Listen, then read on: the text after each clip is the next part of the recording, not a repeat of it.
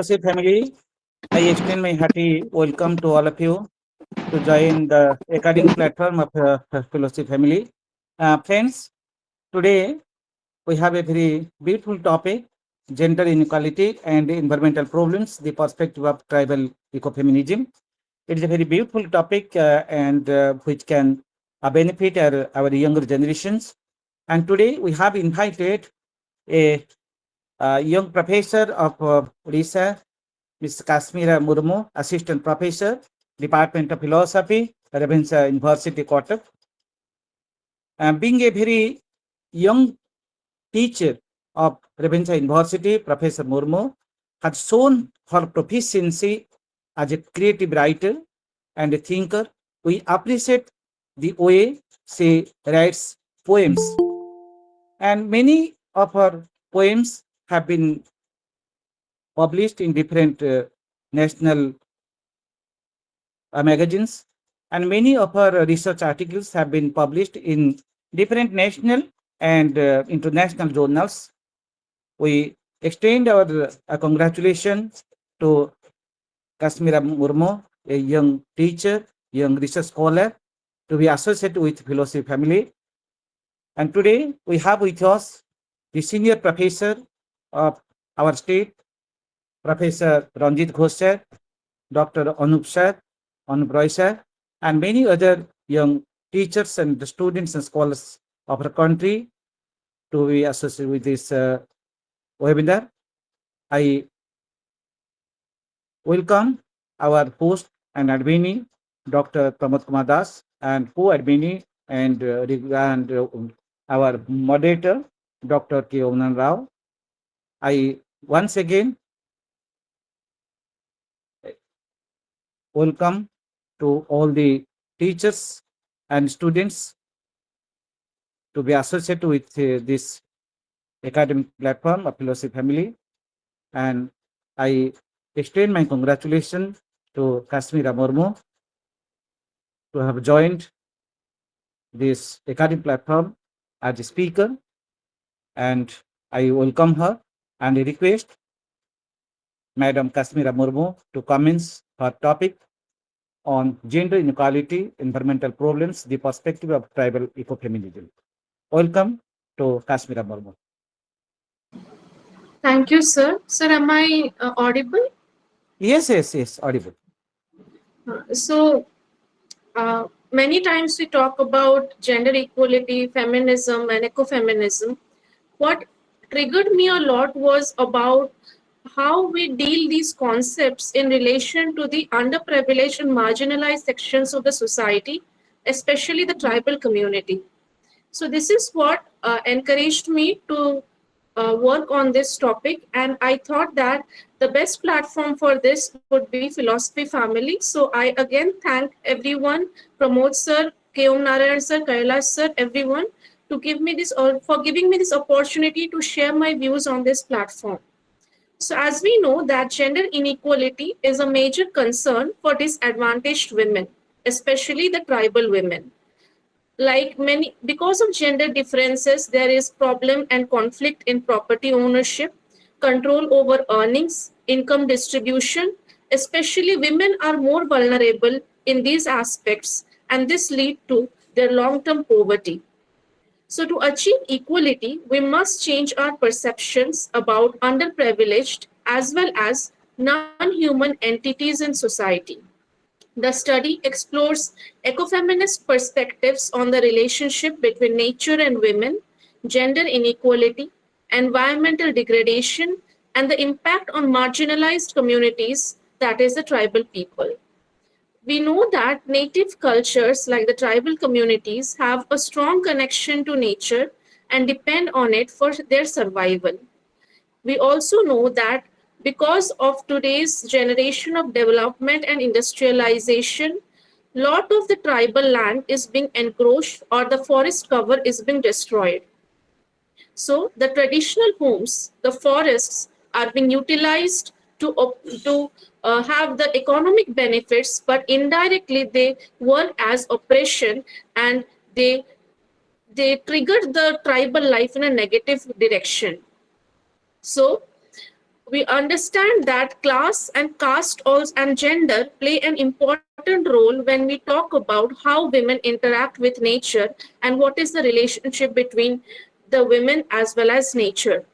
Women are not only the victims of environmental calamities, but they have an important role in fostering environmental regeneration. Therefore, this topic deals with understanding, first of all, what is feminism, ecofeminism, and then tribal ecofeminism. We know that feminism is a range of movements and ideologies centered on achieving the social, economic, and political equality of the sexes, aiming to end sexism, exploitation, and oppression by establishing equal rights and opportunities for all genders. So, here, first of all, I will like to describe what is gender and what is sex. For example, sex is something which is the biological construct of a human being, the way God has made a person. Whereas gender is a social construct, like what sort of work, what sort of roles are expected from are expected or are given to a particular person depending upon his orientation or her orientation. So we can say that sex is not able to be changed, but gender norms, they can be changed and they can be re-evaluated. That's why now we have that it is not just two genders that we have another like the LGBTQI plus people who are also a part of the gender scenario. So when it comes to feminism, it does not say, which we normally misperceive, that it is that women should be given more importance. It is not that. It acknowledges and identifies that because of the patriarchal system, women have been oppressed, but it does not mean that the upliftment of women should come at the cost of the degradation or oppression of men. So that is a very big misconception that we have normally regarding what is feminism. Like it does not talk about women being dominant, rather, it talks about people of all genders having the equal opportunities and the equal rights, equal access to everything. So it is more about equality rather than the domination of women that needs to be understood. Now, coming to ecofeminism, what is ecofeminism? Ecofeminism is a branch of feminism that examines the connections between women and nature. If we see the history of ecofeminism, the term ecofeminism was coined by French feminist Francois de Youbon in 1974, and it uses the basic and the ecofeminism uses the basic feminist tenets of equality between all genders, a re-evaluation of non-patriarchal or non-linear structures, how they can work as an alternate to the pre-existing patriarchal systems, and a view of the world that respects organic processes, holistic connections, and the merits of collaboration and intuition. To these notions, ecofeminism adds that both a commitment to the environment and women need to be there. There needs to be an awareness between the associations between women and nature. Specifically, this philosophy emphasizes the ways both nature and women are treated by patriarchal or male centered society. Now, patriarchal or male center does not mean that it talks about the male members to be the enemies or the villains of anything. It's not about men.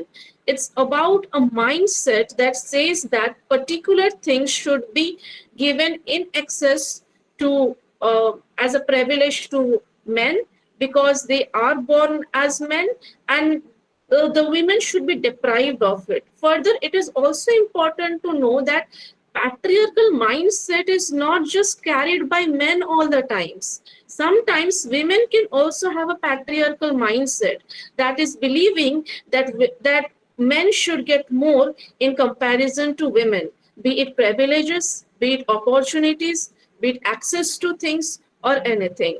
So it talks about a mindset rather than a particular sex or particular gender that we normally pre-assume to be the one who is responsible for it. Now, coming back to the point, ecofeminists examine the effect of gender categories in order to demonstrate the ways in which social norms exert unjust dominance over women and nature. The philosophy also contends that those norms lead to an incomplete view of the world, and its practitioners advocate an alternate worldview that values the earth as sacred, recognizes humanity's dependency on the natural world, and embraces all life as valuable.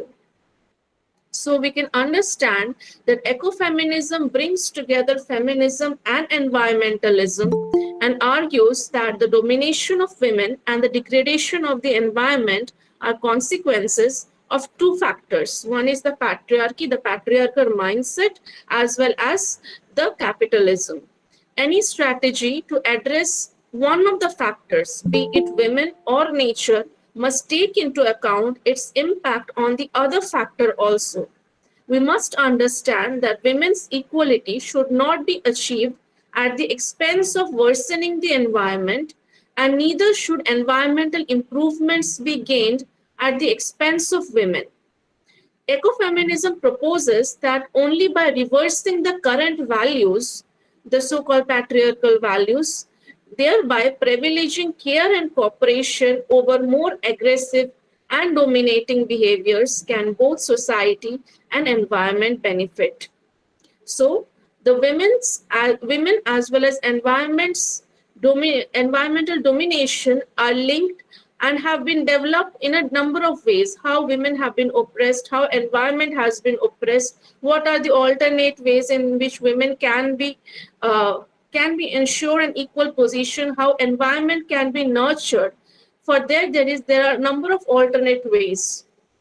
A perspective in which women are accredited with closer links with nature were also being discussed by the famous ecofeminists Carolyn Merchant and Val Plumwood, in which they have talked about the feminine principle of nurture the nature.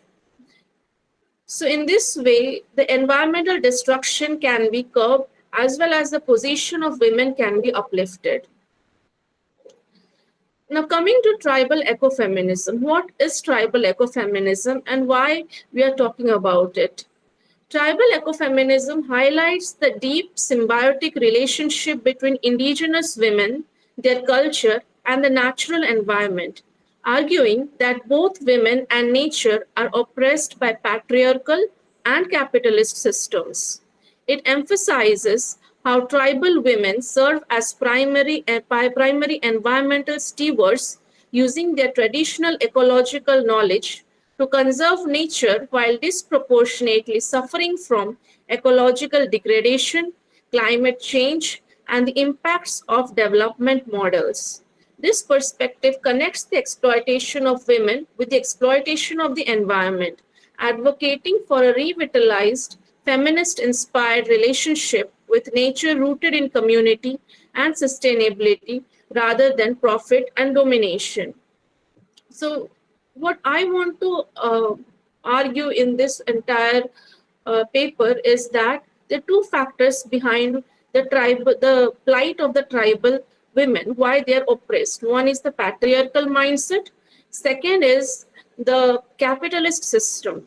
Because of these two factors, they are always suffering, and these are also the points which are equally applicable to the environment or the nature in which tribal women persist and survive. Whenever there is a excess of patriarchal values as well as we can say the capitalist values, then both the environment as well as the tribal women are hampered negatively. So we have seen that in contemporary times, the discourse surrounding the cosmopolitanism, urbanization, industrialization has led to a lot of havoc. We can see how social, cultural, and political differences affect environmental problems today around the world. In all of its manifest forms, the term environment encompasses everything that exists on Earth, within the Earth, and above the Earth. Its objective is to assist and protect human society from the harm that various economic pursuits may do in order to facilitate harmonious coexistence with other living forms. However, the ecosystem has been severely impacted by human attempts to change the planet Earth, and as its residents, humans are the first entities who will be bearing the consequences. We know that globalization, capitalization, urbanization, and industrialization have all worsened human lifestyles and have had an adverse effect on the environment. So the study analyzes the ecological disaster in the context of significant issues such as environmental degradation, tribal estrangement, rural poverty, bonded labor, identity loss, displaced people, and women's oppression. We must understand that for the tribal people, there is no distinction between human and non human nature. For example, in a tribal community, even the non human entities of nature like plants, land, and forests, they are treated as spirits or they have a life within them. Although we may learn a lot from the way of existence of the tribal people, their ecosystem is being destroyed by the greed of the capitalism. The study demonstrates how the world's indigenous people are impacted by environmental degradation, and also, hand in hand, there is abuse of women.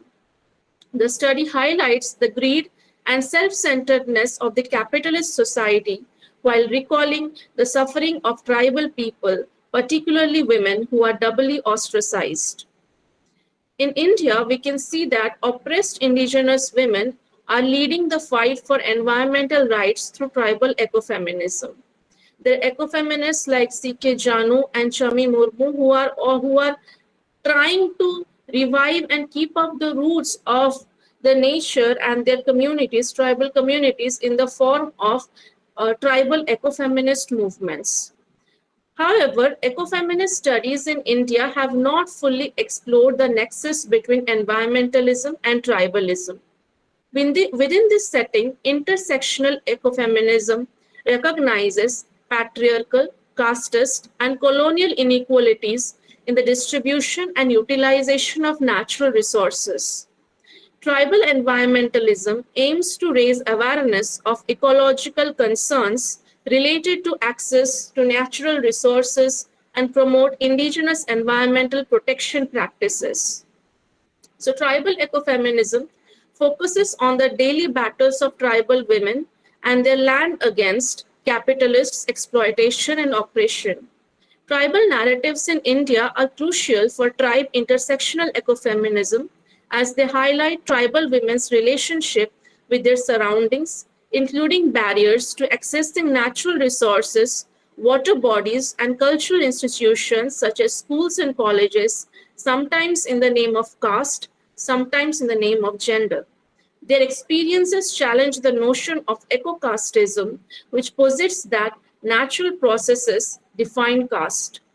Tribal women writers use subtle and implicit themes, concepts, and symbols to highlight the casteist oppression of women and their communities.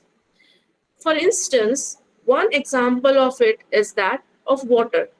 From the tribal ecofeminist viewpoint, water accessibility does not depend upon what layer of the or what strata of the society you belong to. Rather, it depends upon the entire family, because each and every family member needs water. It is a natural necessity, but it is also a fact that in many places they are not even given the right to access water, or to access water from a place where they are supposed not to. They are like, by default of patriarchy or by default of casteism, they are not uh, allowed to take water from those places. So these are examples how, because of the social structuring as well as of the gender, they are not given particular rights of using certain natural resources or accessing certain natural resources. So, and also we know that how the capitalist mindset has led to the degradation of the tribal people, especially the tribal women. Like the tribal lands have been lost as a result of encroachments. We talk about mining, we talk about industrialization. We know that the most of the natural resources are present only in the tribal lands. But what happens is that in the guise of development, these lands are encroached, or commercial plantation of businesses happens, forest notices happen, because of which the most vulnerable are the tribal women, and the most displaced are also the tribal women. Tribal men can have a sort of idea about what to do as a source of livelihood later on. But displaced tribal women are vulnerable because they do not have, by gender, by caste, by privilege, any sort of equal opportunities or the skills through which they can gain a livelihood for themselves. So we can see that due to limitations on their access to forest products, encroachment, and the estrangement from the forest and other natural regions, the tribal women have increasingly become dependent on outside income sources. As a result, they have been forced to relocate in pursuit of jobs, including casual work. The annoyance of the tribes over the years have increased. In addition to a loss of livelihood, the gradual loss of their land has led to fatalities from starvation, malnutrition, and hunger. Tribal ecofeminism, which emphasizes indigenous knowledge, sovereignty, and resilience in the struggle for social and environmental justice, offers a framework for comprehending and addressing environmental issues based on the experiences and viewpoints of indigenous women. Now, coming to an important aspect, what is the role of ethics from the tribal perspective? As we know, ethics are the moral standards for behavior. Behavior norms serve as useful guidelines for choices that affect all aspects of our life, from the most mundane to the most important. Tribal ethics are very important for each and every member of the tribe. Each and every tribe has a fundamental level of justice and evil that is generally acknowledged and understood, and that level is determined by the tribe's developmental stage. The tribes think that their social norms have the final say over how to direct, restrict, and manage a person inside their communities. One's ethical thinking will be influenced by pursuing the life's ultimate aim, which, according to the tribal community, is to join the community of ancestors in the afterlife. Moral behavior is defined by the idea of this intended good. According to their customs, tribal members are required to uphold the standards of behavior outlined in their tradition and myth. So, the foundation of a tribe's philosophy of life and contentment is practical experience and their bonding with nature. The tribe's most valued assets and the numerous blessings that God has given them are abundant crops, a large number of animals, and healthy children. When they are well, have enough money, grow good crops, have many animals, and have children, all of which are essential for them to carry out ceremonies and offer presents to God and their ancestor spirits, they are content. We must also know that for tribal people, the nature is not just a non living entity, as I already stated, it is a spirit. Spirit, in the sense, it is their God, it is their place of worship. And when nature is, and the reason why they value nature very much is because they see it as a sacred being. And that is the reason they are able to live sustainably. And when these forests are encroached, then it obviously hampers the women very much, but it also hampers their own philosophy of life, because their spirits or their worship places are also destroyed. Now, coming back to the point, the well being of the tribal people is dependent on the goodwill of these supernatural beings who are present in the form of the spirits of ancestors, in the spirits of nature, in spirits of hills, in spirits of forests, which also result in them pursuing a life of hard work and resilience. And their primary goal is to survive as a family, clan, and tribe. Consequently, the idea of good is inherently connected to what is advantageous for the tribesman in the natural order of things. However, the notion of eternal happiness is predicated on their belief that they will meet up with their ancestors in a world beyond suffering and death once they pass from this life. To accomplish this in this world is the ultimate life objective. On the ancestral community, all of their legitimate hopes will come true. The basis of the tribal life is being in contact with their ancestors, praying to the forest and the hill spirits, and having a plenty of crops as well as a fulfilling life. Now, what is the role of tribal women when it comes to the entire discussion? Tribal women, in addition to providing a home for the spirits of their ancestors and gods, also also respect the forests because for them it is a living cultural resource which upholds their tribal cultural traditions as well as provides a range of resources like food, medicine, water, and a place of worship. uh, these places of worship are also known as the sacred groves. So these are the places where they worship and have reverence to the nature. These forests are rich in biodiversity, but because of development efforts that lead to forest removal, which mostly relies on tree cutting, their entire traditional beliefs, their culture, as well as their livelihood are being hampered. As quoted by Fernandez and Menon, in the past, ladies would turn to their neighbors for assistance. Today, a feeling of powerlessness and estrangement has taken its place. The current trend is to let each family decide their own future.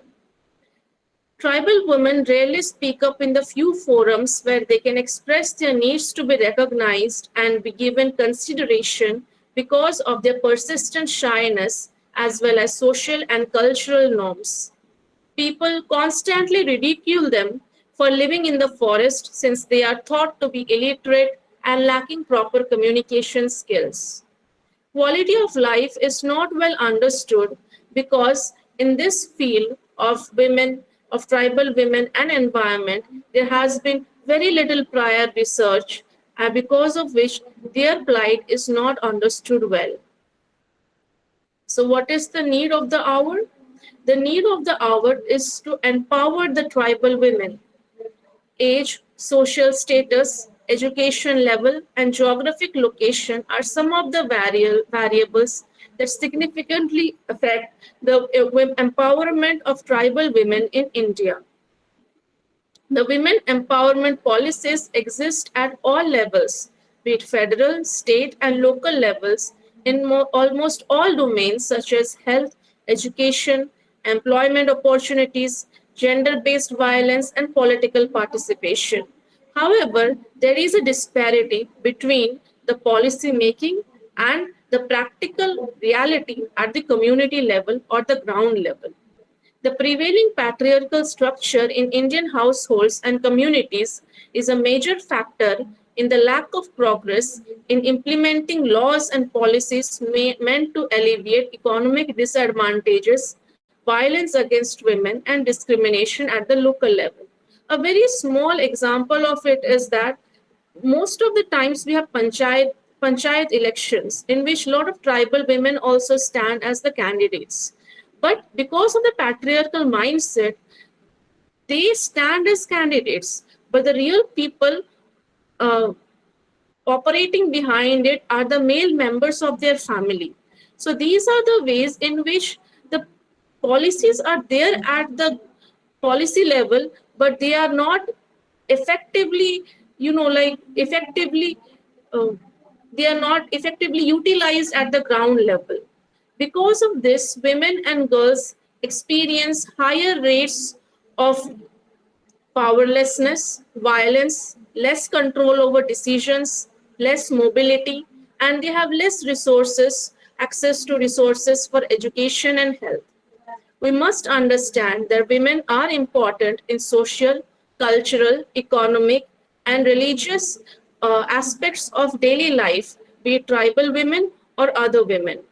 But we must also understand that women, especially tribal women, are still far behind in many aspects of life, such as economic empowerment, employment, education, and health, despite their hard labor and limited control over resources and economic activity. Therefore, indigenous women need to be economically empowered in order to fight injustice, discrimination, and exploitation, as well as to achieve their total social advancement. Another example here is that whenever indigenous women go to work in any, for example, construction work also, their wage is comparatively lesser than the male counterparts of them.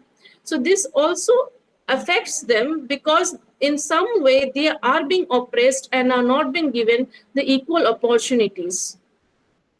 Further, another facet of economic empowerment is the process by which the government and civil society give marginalized groups socio-political space, which also has uh, effectiveness on the ground level.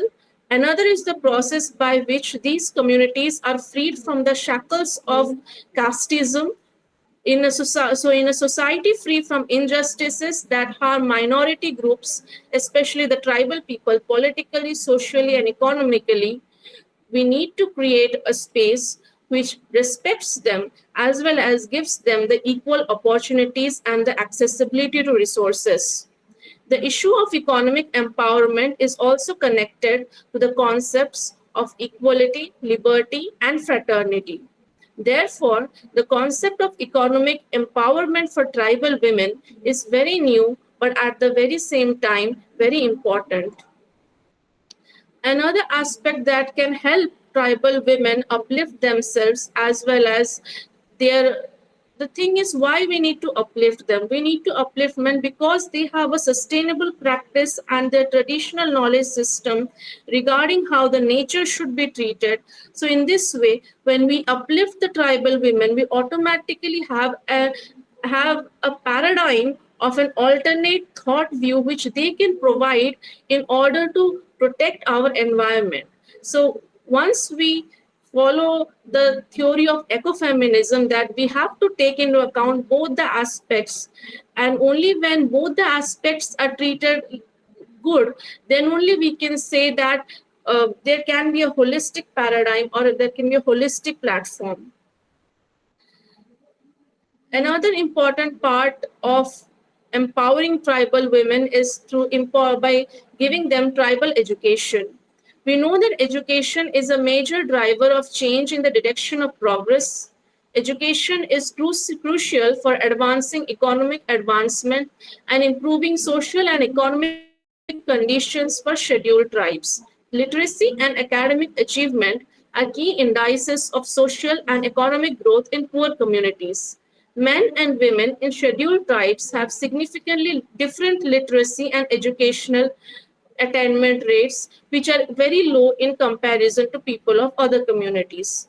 Education strengthens tribal people, especially tribal women, preparing them for new challenges and boosting economic development. Tribal women should must be given equal access to education, especially basic education, as it promotes community growth and fosters confidence in interacting with outsiders. So, tribes, being economically marginalized, socially and physically, are no doubt isolated, which makes it very difficult for them to access education. For this, the government must have some provisions so that they can reach out to the tribal women despite of the physical and social boundaries that are present. So these are the ways in which tribal women can be empowered, and as a result of them being empowered, the nature can also be empowered. Now, when we talk about empowering them, it does not mean that we just give them some education, we give them a job, and we do not respect their belief system or we do not protect their livelihood and land. Because for tribal people, the most important aspect is nature. We must understand that there is enough for everyone's need, but not enough for everyone's greed. So, at the end of the day, we can say that the way in which both tribal people as well as nature can be saved and can be preserved is when we put an end to patriarchy and capitalism. Maybe we cannot put a complete end to both of these things, but still, then we can at least make an effort to minimize their impacts. Only when tribal women are empowered can they provide their viewpoint, their philosophies through which they have for generations be, been at one with the nature and have had sustainable practices that have all helped them in preserving the nature as well as fulfill their day-to-day needs and activities.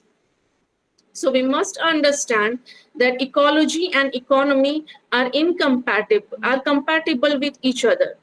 But at the same time, uh, we can also say that in a sense they are incompatible because when ecology is expands, then economy contracts.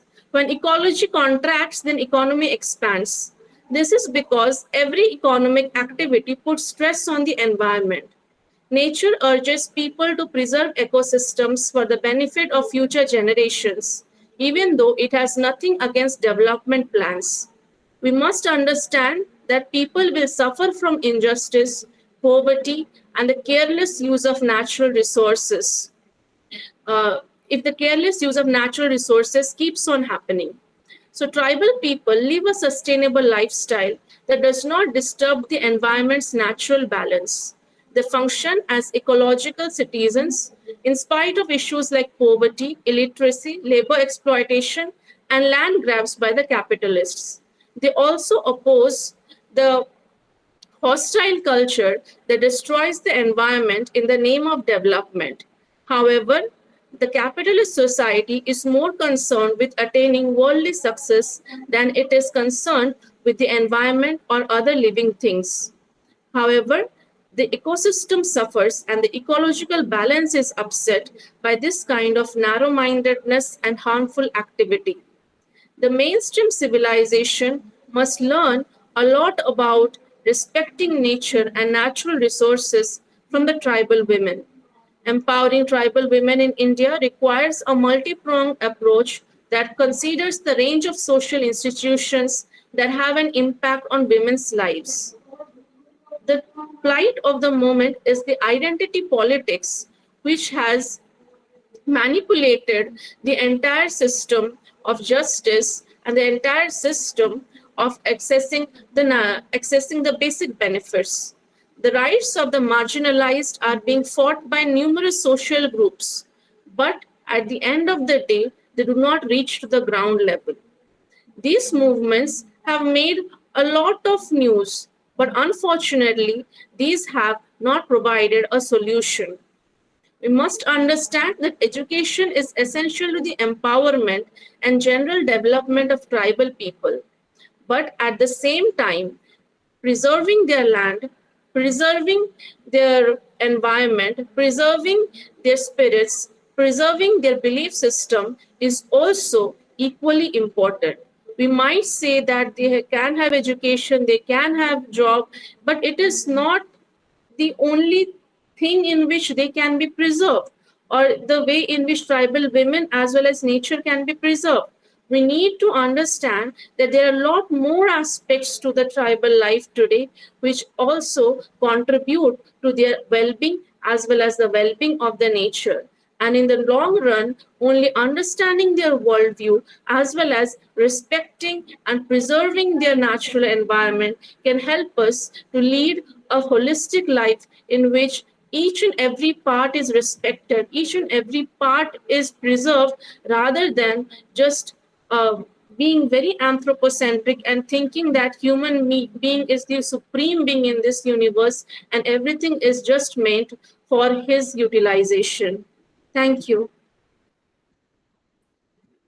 Okay, thanks so much, Madam Kashmira Murmu, for your very comprehensive talk on this issue, gender inequality, environmental problems, and the perspective of tribal uh, ecofeminism. And you have very clearly reflected on the inequality and environmental problems, which are closely intertwined with each other.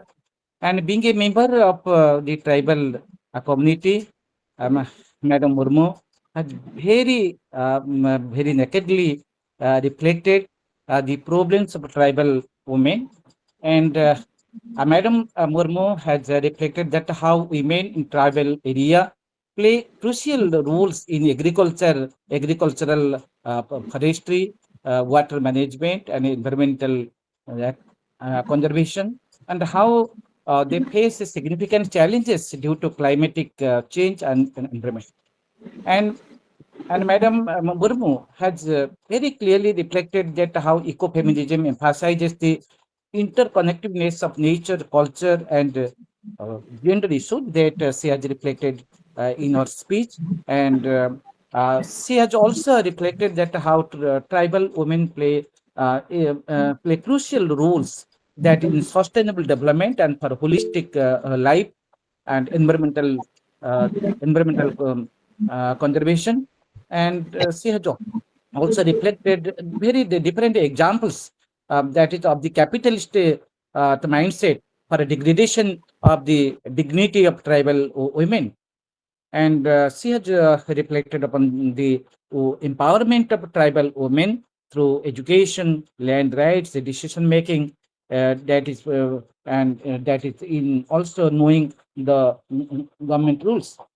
Madam Murmu is very shocked that is on the powerlessness of tribal women, that they are how they are far behind all kinds of the development in spite of their hard labor and commitment for the community. And Madam has given also that is some points for the upliftment of the tribal women regarding their equal accessibility on that is on fraternity, equality, and social justice. And lastly, she has given a very good connectivity in between the ecology and economical problems, how they are compatible. She has shown that respecting women is respecting the nature. And Madam has given a very complacent and clear picture of the tribal women, and she has also reflected on the social thoughts that she has realized. Thanks so much, Madam Murmu, for your very um, clear the thought on the tribal women and ecofeminism. Now, I would like to request Professor Pramod Kumar Das to make a connectivity with our learning participants for their observation. Thank you, Dr. Maharana, and thank you, Dr. Murmu, for delivering a very beautiful talk. Directly, I invite Professor Ghosh to have his observation. Professor Ghosh.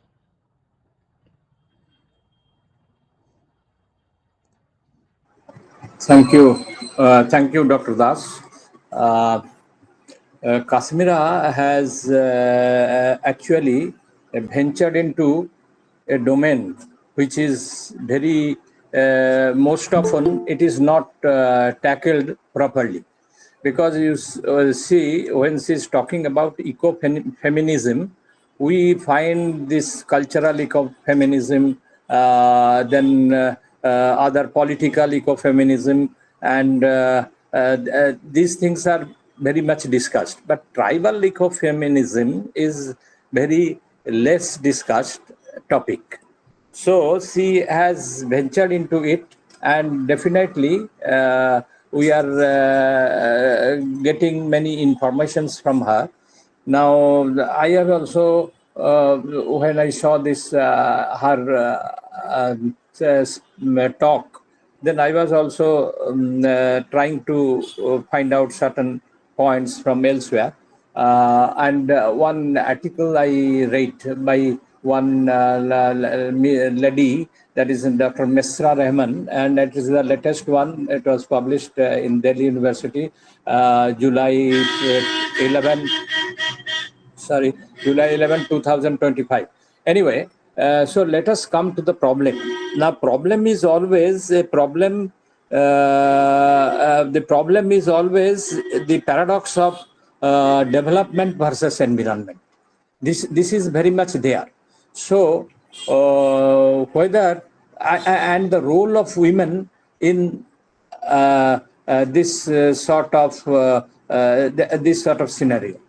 Now, some important informations I gathered from there, and another case study was made by Fakir Mohan University on this type of tribal ecofeminism, because you see, Odisha definitely there are many tribal communities here, and Odisha comes at least in the fourth or fifth so far as tribal population is concerned, and neighboring Chhattisgarh is there, all these things like that. So mostly these case studies reveals the certain issues which are pointing out that tribals, and specifically tribal women, they are not only marginalized, they are suffering from all sorts of degradation, like malnutrition, all sorts of ill health, and then diseases. All these things are there. So now the thing is, one important factor I want to add to her here speech is this, that the tribal women, they are supposed to, there is one important job for them, and that job is to they are supposed to protect both home and nature. That is the most important aspect of the tribal communities, because they believe, as she also has mentioned, mother nature is, they consider nature as mother, and every aspect of nature is important for their for them. So that's why now the thing is, in order to protect both home and nature, they are suffering from an eco-stress. Eco-stress is your eco-stress, because the stress is they want to maintain their home properly, and also they have to protect the nature. Now the thing is, when we are talking about these things, that it is just the outcome of a patriarchal society.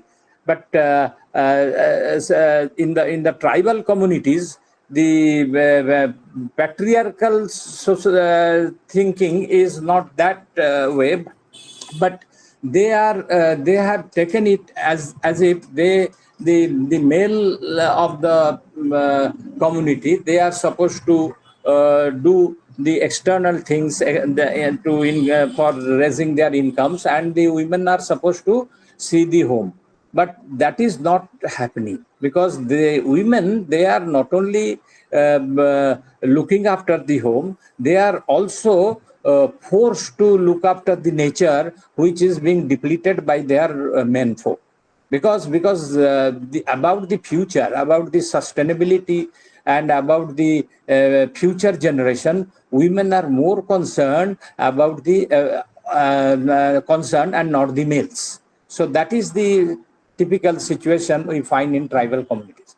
Now, what happens? This type of tribal ecofeminism has been mentioned in different movements. Like one is Chipko movement, and another one is Narmada Bachao movement.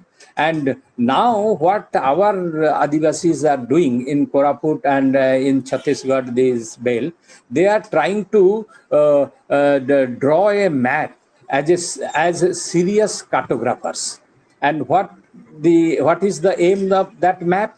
They want to identify those places where there is environmental depletion, and why and how they can regenerate again the situation by which they can make a balance of man and nature.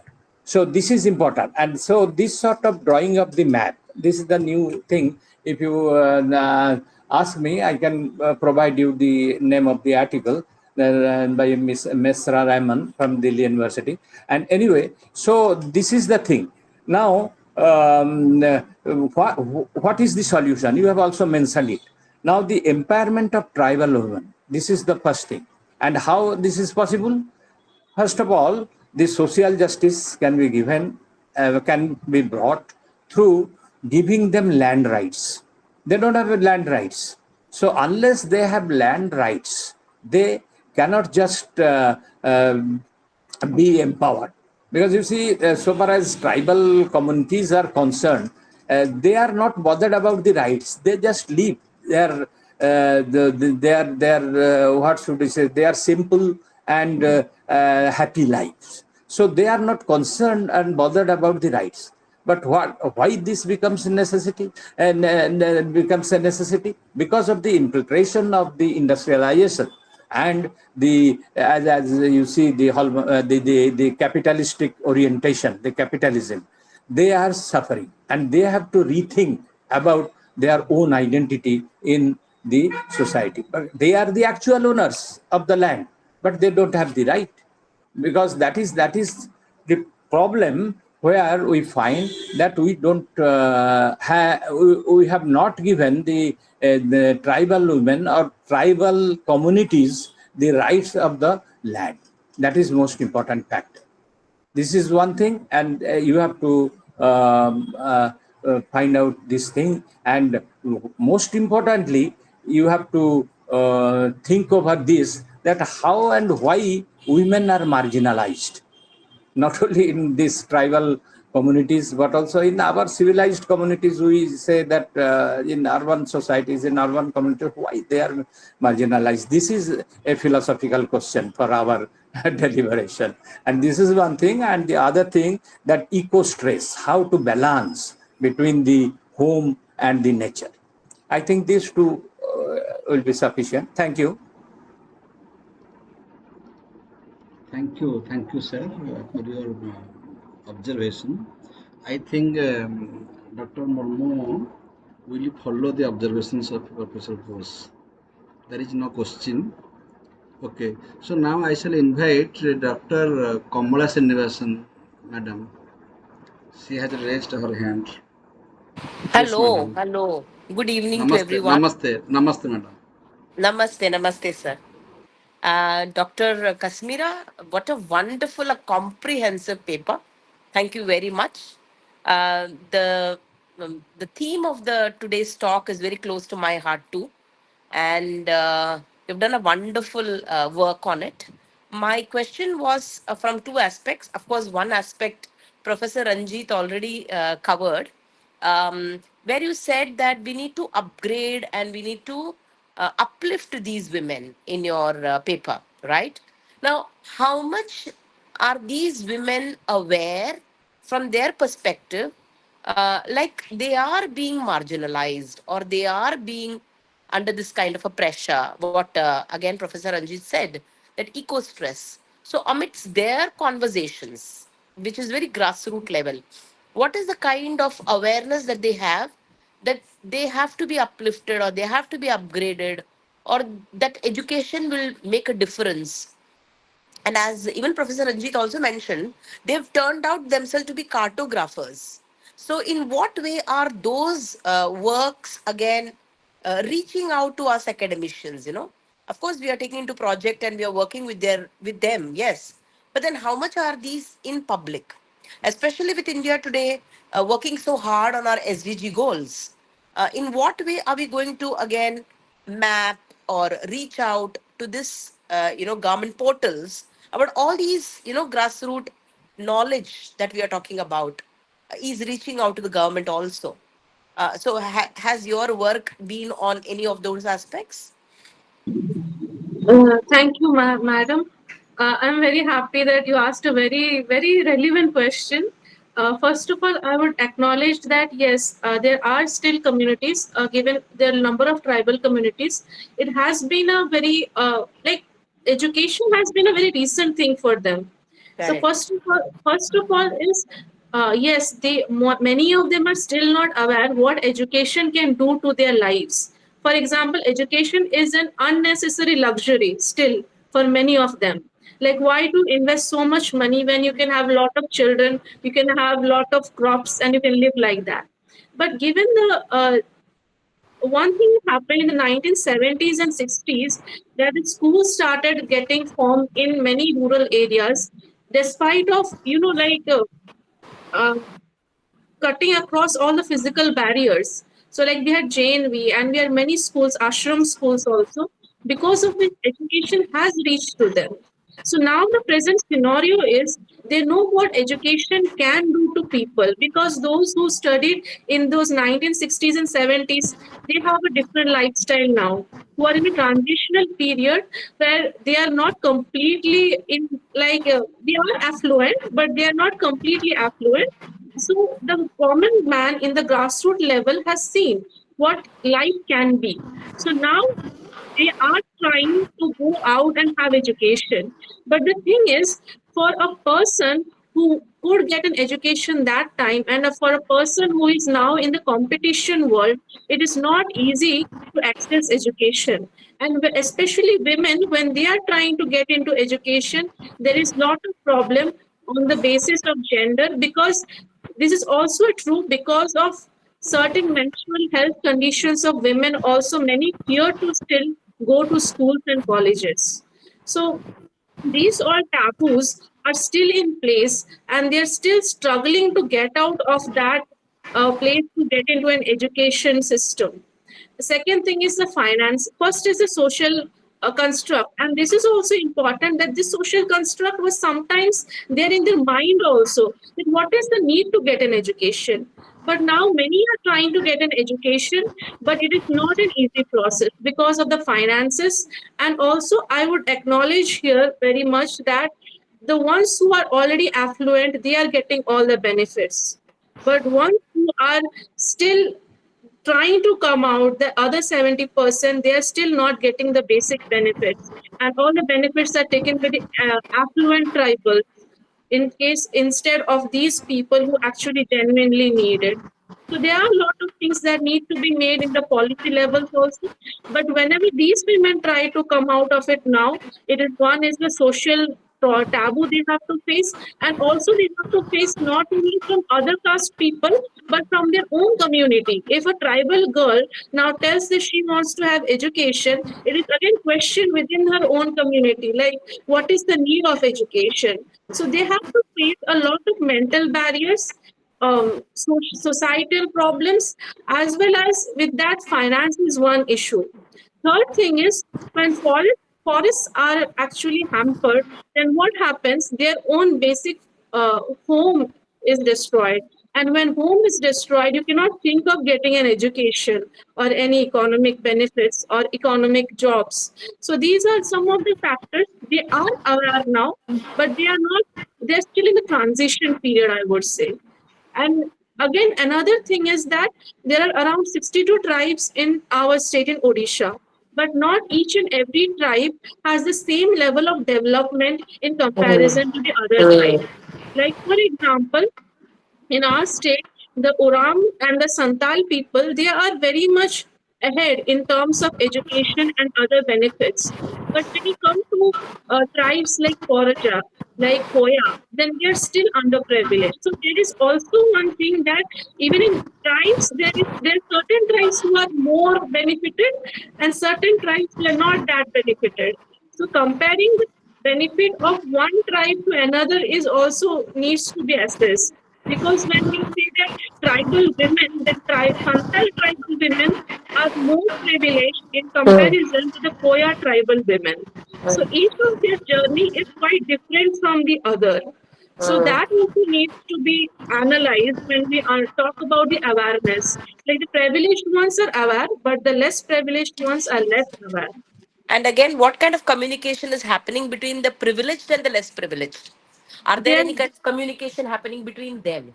So are the privileged again reaching out to the less privileged? Even that is also another area to be looked at, isn't it? And Yeah. again, what kind of work is happening at that front?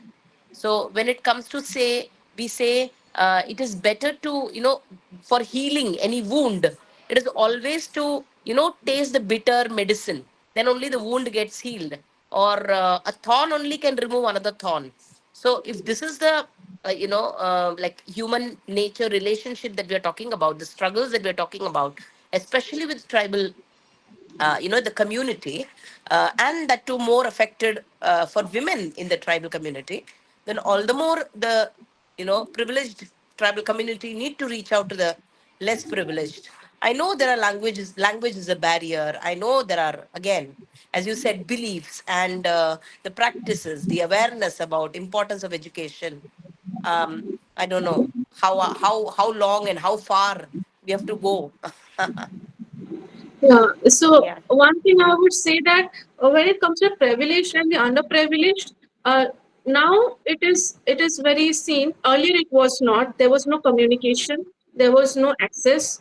But now slowly the privileged tribals means I would not say privileged. The ones who were able to get the benefits earlier, I would say privileged is quite a negative term. The Yeah. ones who were able to get benefits earlier, they are reaching out to the ones who could Oh, not. lovely. Okay. Yeah, That's but good. thing Yeah. is, this is not a very easy process. This will take generations. And Absolutely. second thing is the cartography things. I think yeah, there has been like there are groups, tribal groups who are trying to do it, but we need to understand like there is a movement that is academically done, and there is a movement that is not academically done. I feel like there are a lot of self-made groups who are doing it. I perhaps don't know exactly about the articles or that, so I will go through it. But I know that these things should be done academically because I do acknowledge that there are groups who are trying to do a lot of things in the name of preserving ecosystem. But all these should be scientifically and statistically and factually followed. So I feel like this is also important. It should not be like I can also say like tomorrow this is the place where the ecosystem was, but what is the proof of it? So this has to be, I think, very carefully dealt. It cannot be given a conclusion that this is it because they said so that is it. So and that has to be done in a non-biased, unbiased way. True. True. Thank you so much for that clarification. Thank Thank you you. so much. Thank Thank you, you. sir, for having such a wonderful session. Made my Sunday evening. Thank Pramod you, ma'am. sir. Thank you, Uh, thank you, thank you. Uh, I Ah, just want to add one thing that you sir. see, the problem is the government should keep in touch with the NGOs who are working in this field. Now, the thing is, in India and especially in Odisha, I can take as a case study that here bureaucrats, they know everything. So, when bureaucracy and ecology they mix, that becomes ecocracy. You see, a long back I wrote an article on ecocracy and ecocide. You see, like genocide, ecocide is definitely harmful, and so also ecocracy, because these bureaucratic people, they want to establish their knowledge even without going into the details. That is the problem. So government and NGOs, they should go hand in hand in order to solve this type of problems. This is an addition. Thank you. Thank you, sir. So now I shall invite Dr. Radhanath Behra, sir. Sir, are you here? Yes, Radhanath, sir. Ah, I'm seeing you, Professor Das. Okay, thank you very much. You have touched my heart. I'm supposed to be a sort of feminist because I'm from the tribal area, Koraput. So, from my birth, I have been seeing the discrimination our tribal women face, either as children or as girls, or as adult women. Everywhere they were discriminated against. But now I see in this portal lot of women speakers are participating thanks to Kashmira, Kamala Madam, and so on. So there is no discrimination in the elitist class. They enjoy at par with their male counterpart.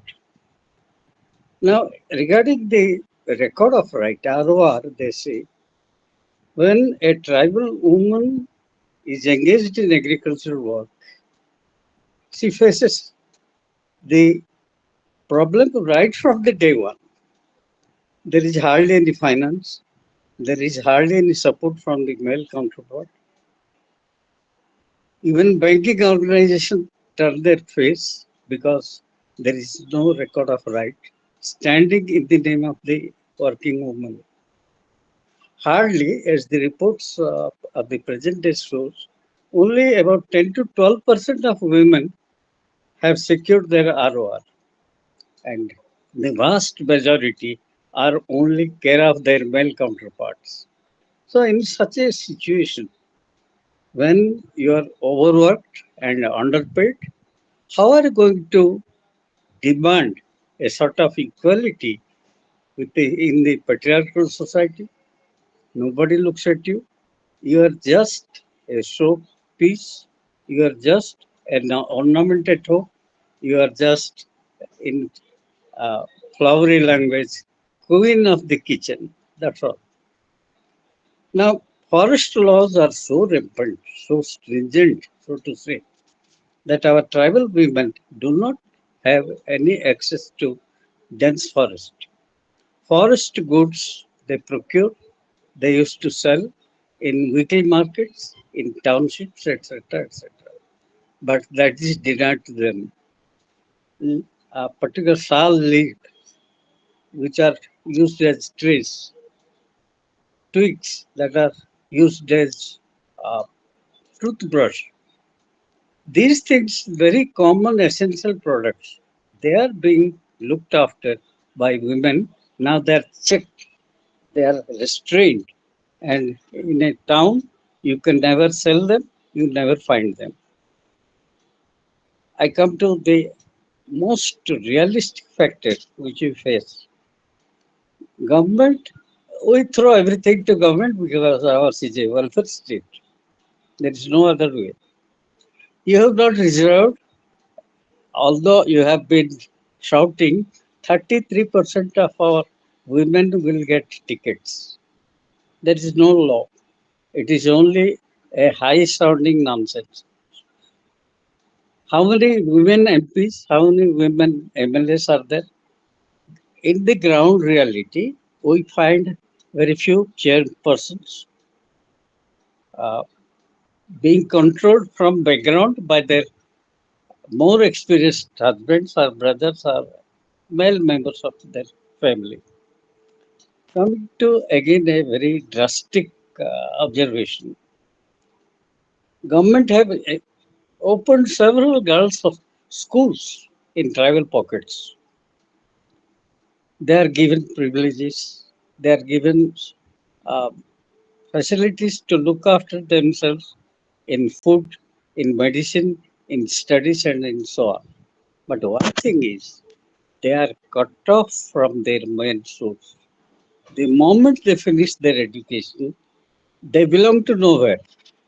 In the urban area, although there is some reservation from tribal girls, that is being exploited by the urban tribal girls with a better outlook and sophisticated sort of education. Now, when they return home, they do not cope up with the stingy atmosphere their parents are being left out. So, where do they stay? They have to either go for unemployment or underemployment.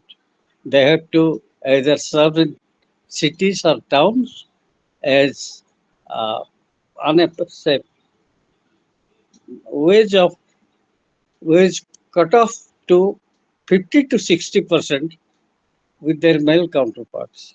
So this is a sort of sordid situation. We place them, but one thing can be seen. Uh, I had been to Assam. I have seen the particularly the Khasi tribals. Khasi tribals very peculiar in their psyche because when you have a family of three or two daughters, the youngest daughter is eligible to receive all the property left out by the parents. Therefore, there is a huge rush to marry the last daughter of the family because she would bring a sort of handsome dowry, or the boy has to depend on her and to settle with them.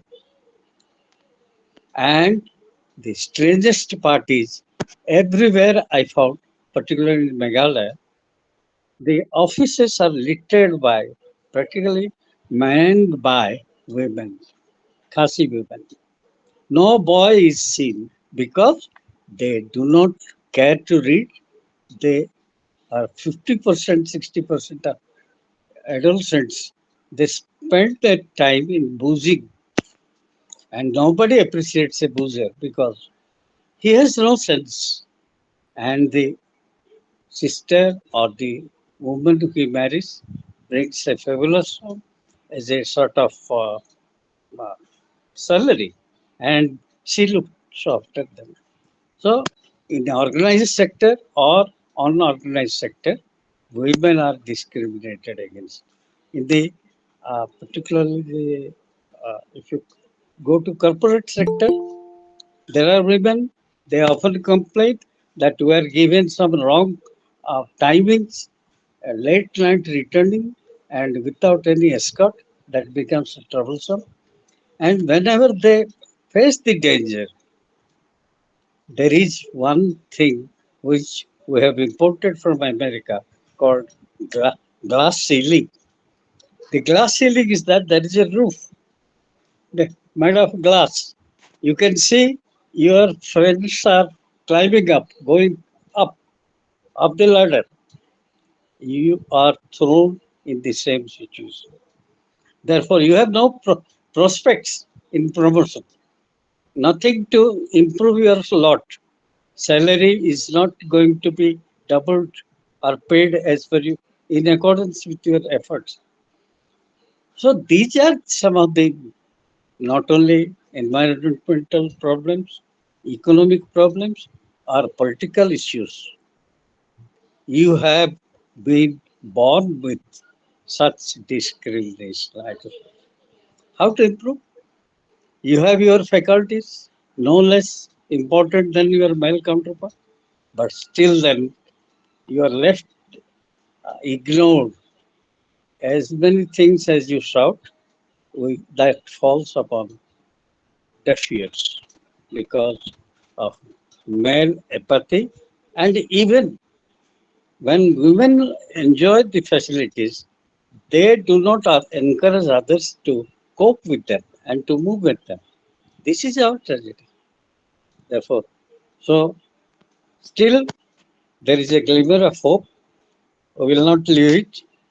We will go and take a sort of cash points and bring it to the people who matter and throw them the ugly scene of discrimination and demand from them that unless you address these things, our women will remain as poor, as neglected, as undernourished as ever.